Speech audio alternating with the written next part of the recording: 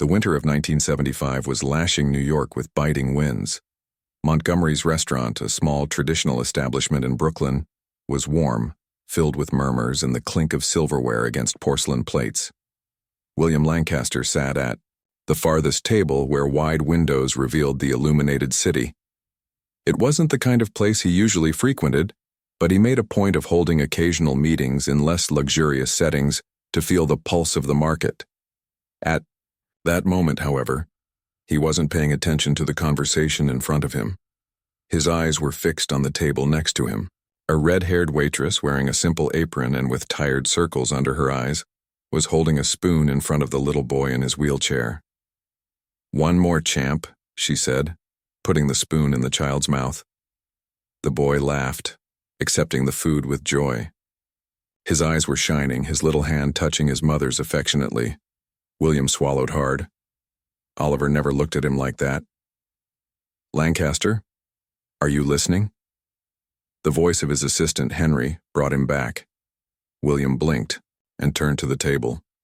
"Yes, go on." But something inside him had already changed. The meeting ended, but William didn't leave right away. He stayed in the restaurant, watching discreetly. The waitress, Sophie Evans according to her name tag, was cleaning the tables while her son played with a small wooden airplane. Even though she was tired, she smiled at the boy with genuine love. William looked at Oliver sitting next to him. The boy was staring into space, expressionless. Something was wrong, and he needed to find out what it was. William Lancaster couldn't bring himself to leave the restaurant. Even after his assistant Henry had finished the meeting and said goodbye, he remained seated, discreetly watching the black waitress who was feeding his son with such care. Her name tag was Naomi Evans. There was something about her calmness, her patience, the way her eyes sparkled when she looked at the boy, that made him uneasy. He glanced at Oliver sitting next to him, his head slumped forward, oblivious to everything. William felt a pang in his chest. Without thinking, he stood up and walked over to where Naomi was clearing the table. "Excuse me." She looked up, surprised to see a man in an expensive suit standing there. "Yes, sir?" William pointed to the child next to her. "Your son, does he have cerebral palsy?" Naomi stood up. "Who's asking?" "My name is William Lancaster. My son, Oliver." He pointed to the table where the nanny was finishing arranging the boy in the chair. "He has it too." Naomi relaxed a little. "Oh, yes, Liam has cerebral palsy. He's 8 years old." William felt his heart race. Same age as Oliver. He looks happy. Naomi smiled slightly. "Because he is happy." William frowned. "But how? How do you do that?" Naomi wiped her hands on her apron. "I'm just his mother. There's no secret to that." William knew he had it, and he was determined to find out. Naomi Evans picked up the dirty plate and stacked it on top of the others. The look in the expensive suit was still heavy on her. William Lancaster. She had heard that name before. Billionaire, businessman, the kind of man who wouldn't look twice at someone like her. But now he was here trying to understand something that money couldn't buy. "How do you do that?" he repeated, looking at Liam. Naomi sighed. "Look, Mr. Lancaster, I don't know what you want, but I'm just a mother doing my best. But I'm also a father," he said, more to himself than to her. And yet Oliver never looked at him the way Liam looked at Naomi. Naomi wiped her hands on her apron and looked at him. "Your son needs you, Mr. Lancaster. Not your money." William felt the blow. She didn't even know who he was, and yet he had hit exactly where it hurt. He took a deep breath. "Can we talk?" Naomi looked at the pile of plates, then at Liam, who was playing peacefully with the wooden airplane. "My shift ends at 10. If you want to wait for me, that's fine." William nodded. "I'll wait." But Naomi already knew what she would say to him. Nothing about this man made sense to her, and she didn't want anything from his world. The clock struck 10:15 at night, when Naomi Evans left the restaurant, adjusting her thin coat against the cold wind. Liam was asleep on her lap, his head resting on her shoulder. William Lancaster was already waiting for her, leaning against a luxurious black car. "I thought you had given up," Naomi said bluntly. William gave her a tired smile. "I'm not the type to give up easily." She arched an eyebrow. "That's what they say about rich people." William shrugged. "And what do they say about waitresses?" Naomi didn't answer. Instead, she shifted Liam more tightly in her arms. "What do you want to know, Mr. Lancaster?" William took a deep breath, choosing his words carefully. "I'll do anything for my son. Doctors? Physical therapists? Technology. But Oliver." He looked at the car where the nanny was arranging the boy in the car seat. "He doesn't react. He doesn't smile. And then, I see you and your son, and I wonder what I'm doing wrong." Naomi's expression softened. "You're doing everything for him, but are you doing it with him?" William frowned. "What do you mean?" "Liam knows I'm here. Always. I talk to him, play with him, make mistakes and get things right with him. He doesn't need me to be perfect. He just needs me to be there." William was silent, absorbing those words. Liam shifted in his lap and opened his sleepy eyes. And then, something unexpected happened. Oliver, who never showed interest in anything, looked at Liam and smiled. Small, discreet, but real. William held his breath. Naomi noticed and smiled slightly. See? He just needed something to connect him with the world. William had never felt so small in front of someone, and he had never felt so eager to learn. Naomi Evans didn't know what she expected from that night, but it certainly wasn't what happened. Oliver Lancaster, the silent, distant boy, had smiled. And now William was looking at her as if she had just handed him the key to a world he hadn't known existed. Naomi settled Liam on her lap and cleared her throat. "I have to go." William nodded, but his mind was working fast. "Do you live far away?" Naomi frowned. "Far enough for this conversation to end here." But William didn't want it to end. "I can drive you." Naomi laughed humorlessly. "Do you think I'm going to get into a car with a billionaire stranger because he's having an epiphany about life?" William swallowed. "I just want to help." Naomi narrowed her eyes. "You think you can fix everything with money, don't you?" William didn't answer right away. "Money is the only tool I have." Naomi sighed, settled Liam, and started walking. "Then maybe it's time to learn something new, Mr. Lancaster." William stood there, watching the only person who could help him walk away. But he wasn't going to give up that easily.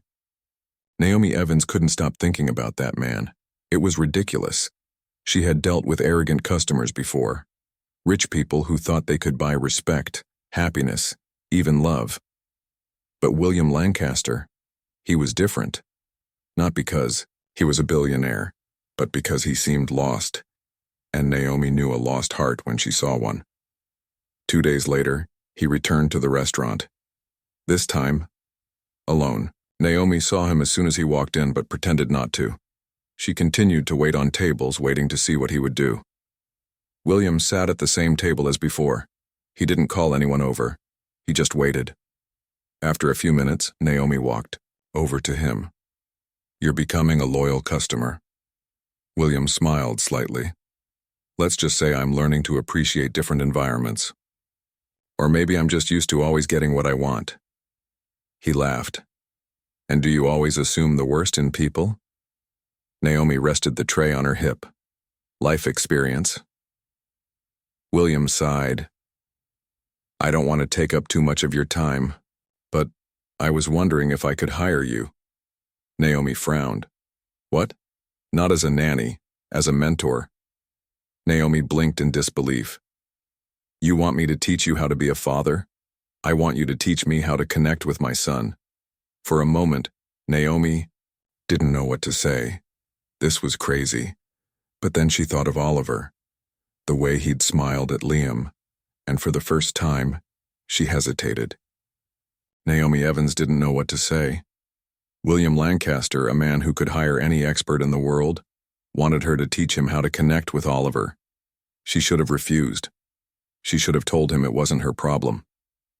But the truth is that it touched her in a way she hadn't expected. That night, as she was putting Liam to bed, She took an old box from the back of the closet. Inside it were newspaper clippings, letters yellowed with age, and an old photo. The image of a man, in a suit holding a baby in his arms. Naomi ran her fingers over the photo. Her father, a powerful man, who always believed he could solve everything with money but never knew how to truly love. And then, she realized why she hesitated to answer William. Because in a way, he reminded her of the man she had spent her life trying to forget. But was he really the same? Naomi didn't know, and maybe there was only one way to find out.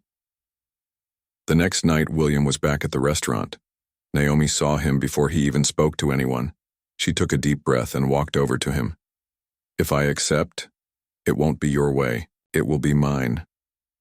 William stared at her, surprised. "So you accept?" Naomi crossed her arms. "You want to learn how to be a father? Then you'll have to be willing to change." William nodded slowly. "I'll do whatever it takes." Naomi wasn't sure if she believed him, but a part of her wanted to, and against her better judgment, she decided to give him a chance. William Lancaster was not a patient man. If something needed to be done, he did it. If there was a problem, he solved it. But being a father didn't follow that logic. And now, Naomi Evans was there, in his large, luxurious living room, looking at him like he was a reluctant student. Oliver was sitting in his special chair by the window, his vacant gaze fixed on the city outside, as always. Naomi took a deep breath. "Have you tried to play with him?" William crossed his arms. "He doesn't react." "Maybe because no one has given him a reason to react." William frowned. "What does that mean?"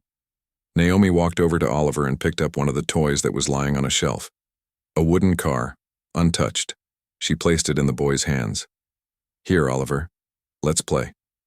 The boy didn't react right away, but Naomi didn't give up. She ran, her hand over his, encouraging him to hold the toy car. "You can do it."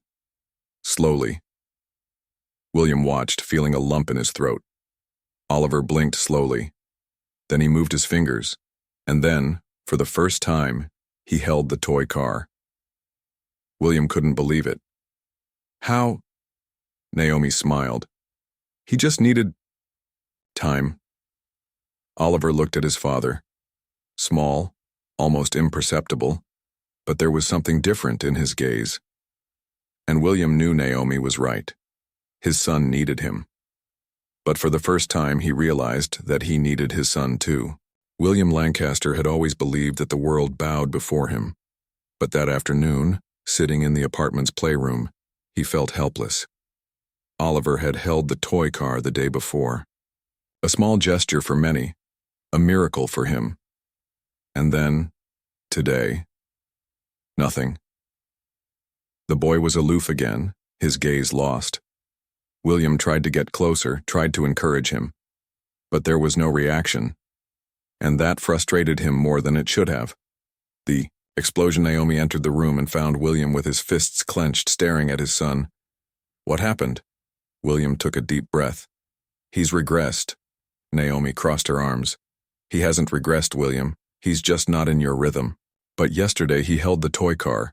Today he's doing nothing. Because he's not a project, William. He's a child." William was silent. Naomi stepped forward. "You're trying to make him into a conquest. But he's not something to be conquered. He's your son." William didn't know what to say, and for the first time he realized that maybe he had never been a real father. But there was still time to change, if he was willing. William Lancaster didn't answer right away. Naomi's words still echoed in his mind. "He's not a project. He's your son." Oliver stood there, his eyes vacant. But this time, William didn't move away. He knelt down beside the boy and picked up the wooden cart.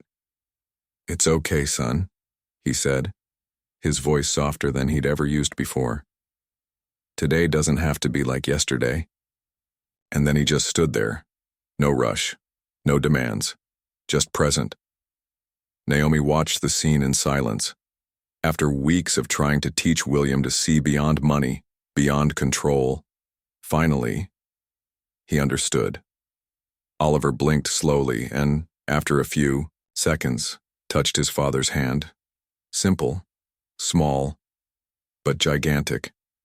William smiled, feeling something break inside him. "I'm here, son." And for the first time, he really was. Naomi grabbed her coat and turned to leave, but William called her name. "You changed my life," he said sincerely. Naomi smiled slightly. "No, you changed yourself." She looked at Liam and then at Oliver.